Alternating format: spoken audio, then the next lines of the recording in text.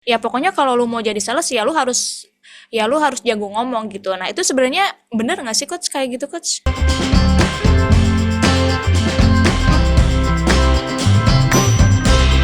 Halo teman-teman semuanya, balik lagi sama aku Vika di Curhat Sales. Nah, di Curhat Sales kali ini aku ingin membahas nih seputar tentang tips dan juga strategi untuk penjualan sales. Nah, penasaran kan? Yuk kita langsung aja tanya ke Coach Andre.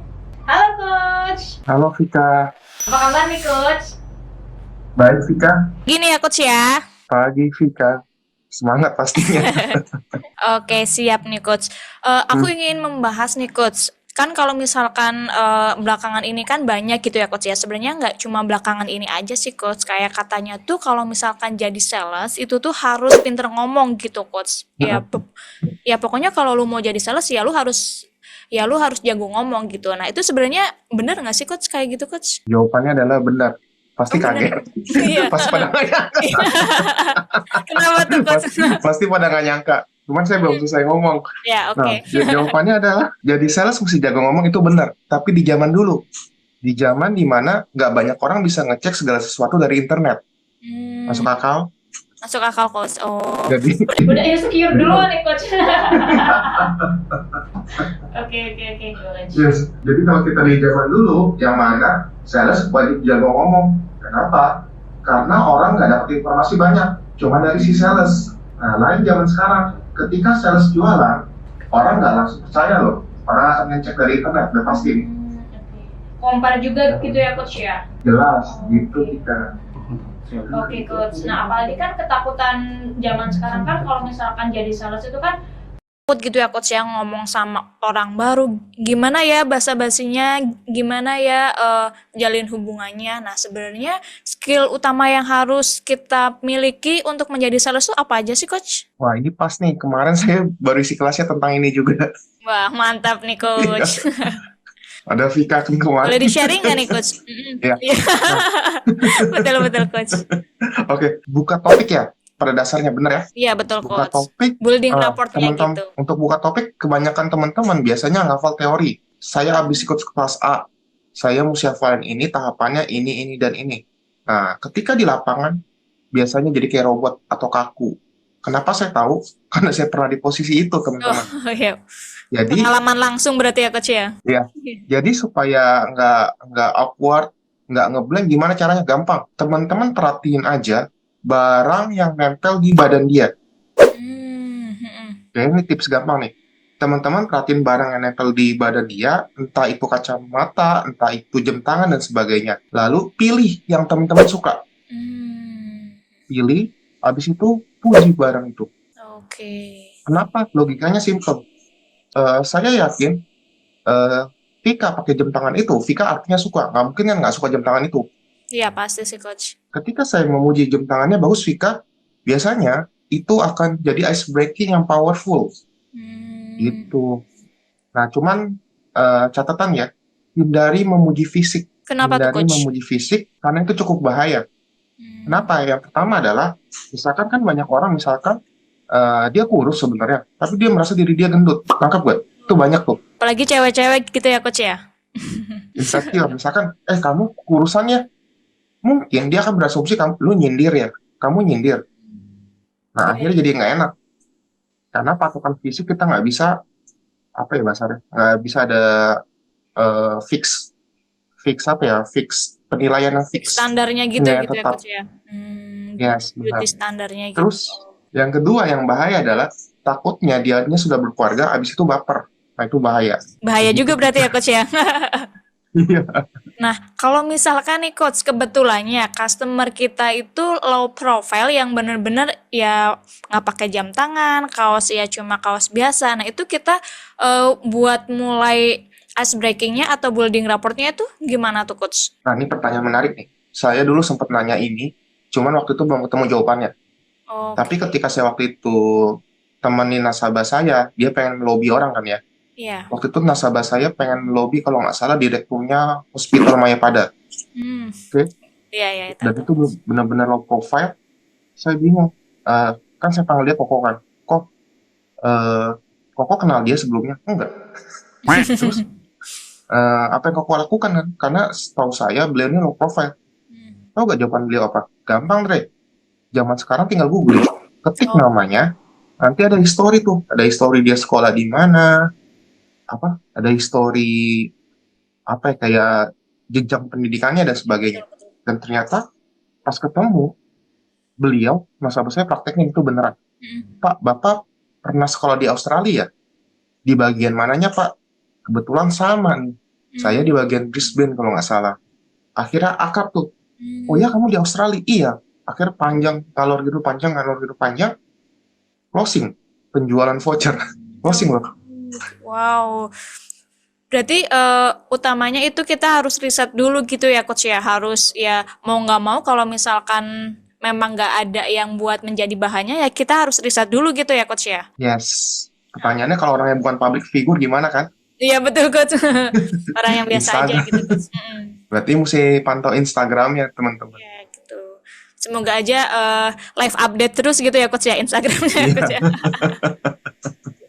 Oke, nah kalau misalkan tadi kan kita udah membahas gitu ya coach ya cara building raportnya. Nah kalau misalkan cara sebenarnya skill-skill apa aja sih coach yang harus dimiliki oleh seorang sales gitu selain harus jago ngomong gitu pastinya. Nah, ini banyak orang yang banyak pelatihan yang selalu menekankan sales yang jago mesti jago ngomong.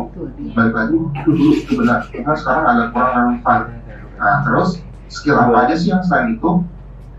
Banyak yang nggak ngeh dengan skill listening. Skill listening ini sangat penting dan saya sudah membuktikannya berkali-kali. Bahkan saya pernah membuktikan ke orang yang didatangin oleh sales jago, ngomongnya jago saya akuin, saya aja nggak bisa. Saya paling nggak bisa muji orang yang hati saya nggak ngomong, nangkep ya? Iya, betul betul betul coach. Saya paling nggak bisa, tapi dia bisa loh, dia bisa, dia jelasinnya bagus, dia mujinya luar biasa. Saya sempat lihat, habis itu dia jelasin produk dan ternyata saya pikir si orang ini kan closing sama dia kan, ternyata enggak. Beliau closing sama saya. Loh, saya tanya, saya kan nggak ngejelasin apa-apa, kok pilih saya Pak? Iya, gampang kok. Kamu dengerin saya. Jawabannya cuma seperti itu loh. Sesimpel itu berarti ya coach ya Simple tapi jawabannya. powerful. Jadi produk yang jelasin siapa? Si orang ini. Saya cuma ingin produknya kan sama. Cuma closingin doang gitu ya coach ya. Enak juga ya coach ya. Iya. Oke. Nah itu betapa powerfulnya listening. Tapi banyak orang yang nggak mau. Bukan yang nggak mau sih. Apa ya Active bahasanya? listening berarti Agak enggan. gitu ya coach ya. Yes. Oke. Begitu Vika. Oke, mungkin selain active listening nih coach, apa aja itu coach untuk skill-skill menjadi sales gitu coach? Skill bertanya. Skill bertanya ini kita nggak mungkin bahas di sini ya Vika, karena tuh kelasnya aja berapa hari ya. Iya, 2 hari sendiri gitu ya coach ya, berjam-jam juga gitu ya coach ya. Ya. Oke. Nah, iya. Nah, skill bertanya ini sangat penting. Jadi buat teman-teman yang penasaran, di Korpora ini ada kelas yang nggak cuma sekedar bertanya, tapi ada kerangkanya, kerangka pertanyaan yang bisa membuat seseorang berpikir balik tentang produk yang kita tawarkan. Nah, teman-teman kalau mau nanti bisa hubungin Vika. Jadi, kelas itu saya cukup rekomendasi, pengajarnya pun ada banyak jenis ya Vika kalau nggak Iya, salah. betul coach. Dan kenapa pertanyaan ini penting? Balik lagi, kita flashback ke belakang ya. Kita semua tumbuh dari pengalaman, setuju ya teman-teman? Setuju coach. Vika tumbuh dari pengalaman, saya tumbuh dari pengalaman. Misalkan contoh, Vika tumbuh, habis itu mungkin pas masih kecil, pernah makan ikan, tulangnya masuk. Iya. Akhirnya trauma. Misalkan saya tinggal di dekat laut, makannya ikan terus. Akhirnya misalkan saya mau ajak Vika makan seafood, Vika nolak. Oh, saya tersinggung dong. Iya. Saya tersinggung, ikan enak loh, ikan sehat loh. Tapi Vika kekeh. Vika nggak mau makan ikan. Baik lagi, saya kan nggak tahu latar belakangnya Vika. Benar ya? Betul Nah, coach. kalau saya pakai pernyataan, jatuh-jatuhnya saya akan maksa Vika untuk makan ikan. Akhirnya apa? Saya sebel sama Vika, Vika sebel sama saya. Iya, Sesimpel itu. Iya, sama-sama sebel jadinya coach. Iya.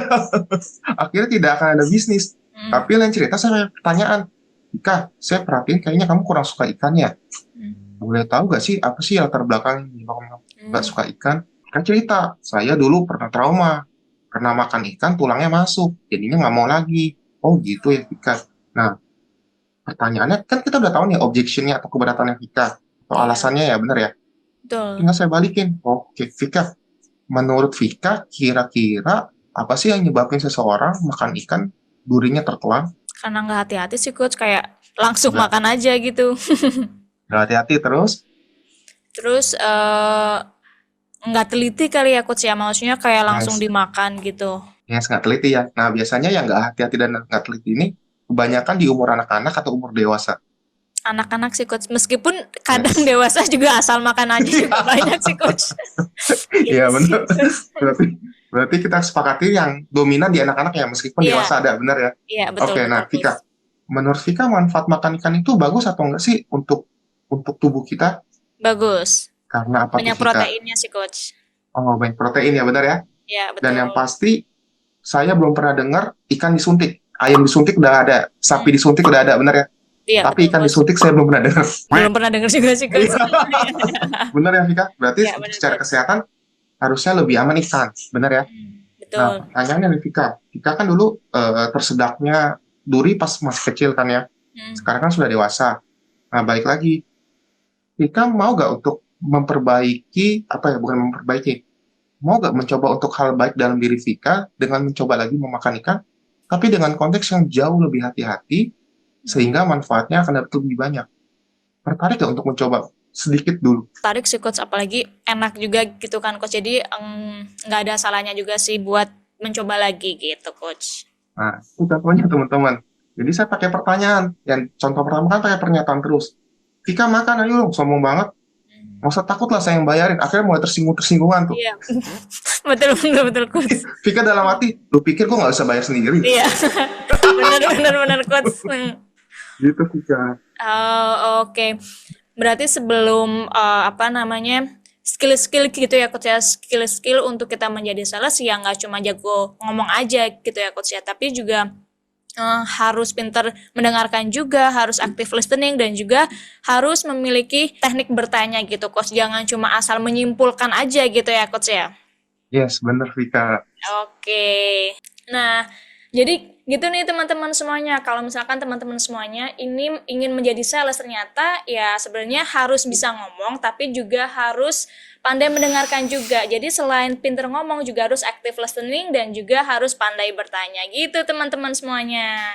Nah, akhir kata dengan saya Vika dan Saya Coach Andre. salam performance. Bye-bye.